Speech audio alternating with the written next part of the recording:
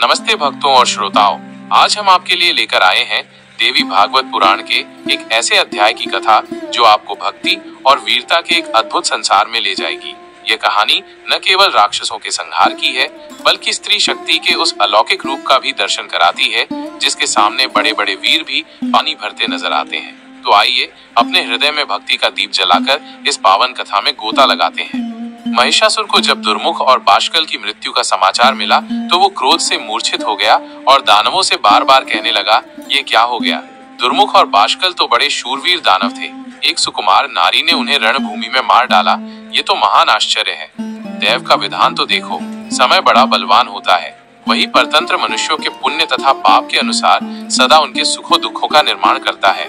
ये दोनों ही श्रेष्ठ दानव मार डाले गए हैं। अब इसके बाद क्या करना चाहिए। इस विषम स्थिति में सब लोग विचार करके जो उचित हो बताएं। व्यास जी बोले, हे राजेंद्र, इस प्रकार महाशक्तिशाली महिषासुर के कहने पर उसके महारथी सेनाध्यक्ष चिक्षुर ने कहा, हे राजन, स्त्री को मार डालने में चिंता किस बात की, मैं उसे मार डालूंगा। ऐसा कहकर वह चिक्षुराख्य रथ पर बैठकर दूसरे महाबली ताम्र को अपना अंगरक्षक बनाकर सेना की तुमुल ध्वनि से आकाश एवं दिशाओं को निनादित करता हुआ युद्ध के लिए चल पड़ा। उसे आता हुआ देखकर कल्याणमयी भगवती ने अद्भुत शंख ध्वनि, घंटानाद तथा धनुष की टंकार की। उस ध्वनि से सभी राक्षस भयभीत हो गए। ये क्या, ऐसा कहते हुए वे भय से कांपने लगे तथा भाग खड़े हुए। उन्हें भागते हुए देखकर चिक्षुराख्य ने अत्यंत क्रोधित होकर कहा, तुम्हारे सामने कौन सा भय आ गया। मैं इस मदोन्मत्त नारी को आज ही बाणों द्वारा मार डालूंगा। हे दैत्यो, तुम लोग भय छोड़कर लड़ाई के मोर्चे पर डटे रहो। ऐसा कहकर उस पराक्रमी दैत्य श्रेष्ठ चिक्षुर ने हाथ में धनुष उठा लिया और युद्ध भूमि में आकर वह निश्चिंतता पूर्वक भगवती से कहने लगा, हे विशालाक्षी, अन्य साधारण मनुष्यों को भयभीत करती हुई तुम क्यों गरज रही हो। तुम्हारा ये व्यर्थ गर्जन सुनकर मैं भयभीत नहीं हो सकता। हे सुलोचने, स्त्री का वध करना पाप है तथा इससे जगत में अपकीर्ति होती है। ये जानकर मेरा चित्त तुम्हें मारने से विचलित हो रहा है। हे सुंदरी, तुम जैसी स्त्रियों के कटाक्षों तथा हाव भावों से समर का कार्य संपन्न हो जाता है। कभी कहीं भी शस्त्रों द्वारा स्त्री का युद्ध नहीं हुआ है। हे सुंदरी, तुम्हें तो पुष्प से भी युद्ध नहीं करना चाहिए। तब फिर तीक्ष्ण बाणों से युद्ध की बात ही क्या, क्योंकि तुम्हारी जैसी सुंदरियों के शरीर में मालती की पंखुड़ी भी पीड़ा उत्पन्न कर सकती है।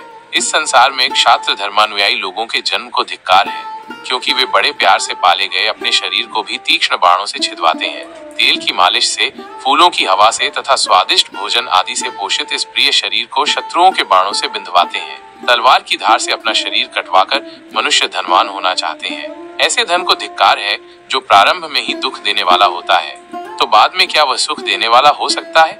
हे सुंदरी, तुम भी मूर्ख ही हो, तभी तो संभोगजन्य सुख को त्याग कर युद्ध की इच्छा कर रही हो। युद्ध में तुम कौन सा लाभ समझ रही हो।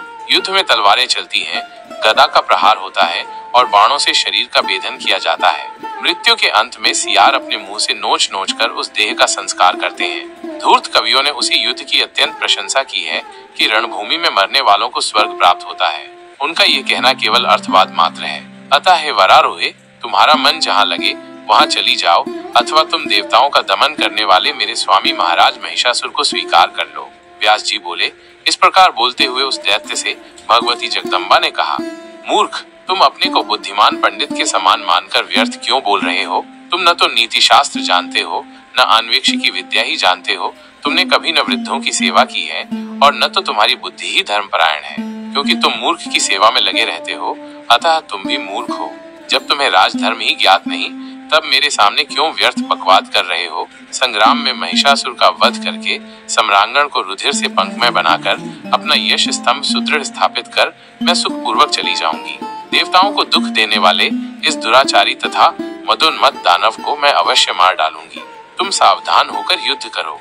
हे मूर्ख हो, यदि तुम्हें तथा महिषासुर को जीने की अभिलाषा हो तो सभी दानव पाताल लोक को शीघ्र ही चले जाएं। अन्यथा यदि तुम लोगों के मन में मरने की इच्छा हो तो तुरंत युद्ध करो। ये मेरा संकल्प है कि मैं सभी दानवों को मार डालूंगी। व्यास जी बोले, देवी का वचन सुनकर बल के अभिमान से युक्त वह दैत्य उन पर इस प्रकार बाणों की वर्षा करने लगा, मानो दूसरे मेघ ही जल की धारा बरसा रहे हों। तब भगवती ने अपने तीक्ष्ण बाणों द्वारा उसके सभी बाण काट डाले और विषधर सर्प के समान विषैले बाणों से उस पर प्रहार किया। उन दोनों में परस्पर विस्मयकारी युद्ध होने लगा। जगदम्बा ने अपने वाहन सिंह पर से ही उस दैत्य पर गदा से प्रहार किया। गदा से अत्यधिक आहत होने के कारण वो दुष्टात्मा दैत्य मूर्छित हो गया और 2 मुहूर्त तक पाषाण की भांति रथ पर ही पड़ा रहा।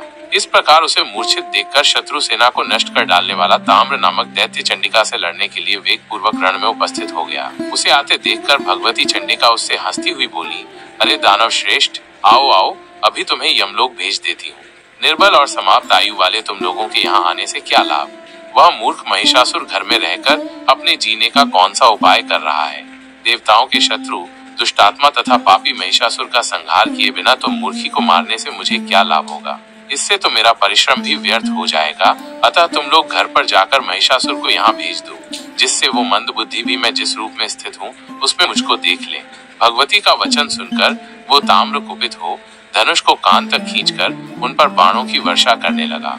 देवताओं के शत्रु उस दैत्य को मारने की इच्छा वाली ताम्राक्षी भगवती भी धनुष खींचकर उसके ऊपर वेग पूर्वक बाण छोड़ने लगी।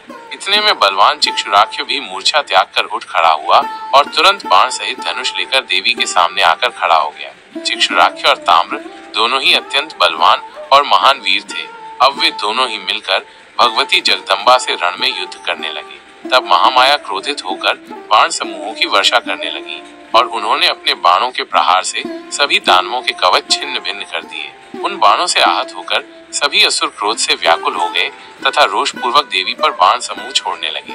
उस समय समस्त रणभूमि में भगवती के बाणों से घायल सभी राक्षस ऐसे सुशोभित होने लगे जैसे वसंत ऋतु में वन में किंशुक के लाल पुष्प दिखाई पड़ते हों। उस समर भूमि में ताम्र के साथ देवी का भीषण युद्ध होने लगा। इसे देखने वाले जो देवता आकाश में स्थित थे वे आश्चर्यचकित हो गए।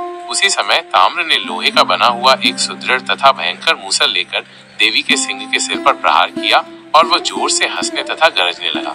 तब उसे गरजता हुआ देखकर भगवती क्रोधित हो गईं और उन्होंने तुरंत अपनी तेज धार वाली तलवार से उसका मस्तक काट डाला। सिर कट जाने पर भी वो मस्तक विहीन बलशाली ताम्र मूसल लिए हुए कुछ क्षण तक घूमता रहा और फिर सम्रांगण में गिर पड़ा। ताम्र को गिरा हुआ देखकर महाबली चिक्षुराक्ष खड्ग लेकर बड़े वेग से चंडिका की ओर झपटा। हाथ में तलवार लिए उस दानव को रण में अपनी ओर आते देखकर देवी तुरंत 5 बाणों से उस पर प्रहार किया। भगवती ने एक बाण से उसका खड्ग काट दिया, दूसरे से उसका हाथ काट दिया और अन्य बाणों से उसका मस्तक कंठ से अलग कर दिया। इस प्रकार युद्ध के लिए उन्मत्त रहने वाले उन दोनों क्रूर राक्षसों का वध हो गया। तब उन दोनों की सेना भयभीत होकर चारों दिशाओं में शीघ्रता पूर्वक भाग चली।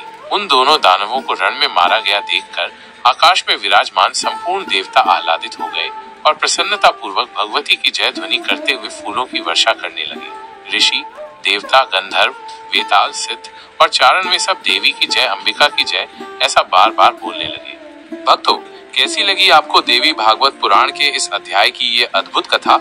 इसमें हमने देखा कि कैसे दुर्मुख और बाष्कल जैसे पराक्रमी दानवों के वध के बाद महिषासुर के सेनापति चिक्षुर और ताम्र ने युद्ध में देवी का सामना किया। देवी के अद्भुत पराक्रम और उनकी अटूट शक्ति के सामने अहंकारी दैत्यों का मान कैसे चूर चूर हो गया। यह कथा हमें सिखाती है कि धर्म और सत्य की राह पर चलने वालों की विजय निश्चित है और दुष्टों का विनाश अवश्यम भावी है। यदि आपको ये कथा पसंद आई हो तो इसे लाइक करें, शेयर करें और अपने विचार कमेंट बॉक्स में अवश्य बताएं। हम आपके लिए ऐसी ही और भी प्रेरणादायक कथाएं लाते रहेंगे। देखते रहिए और जुड़े रहिए।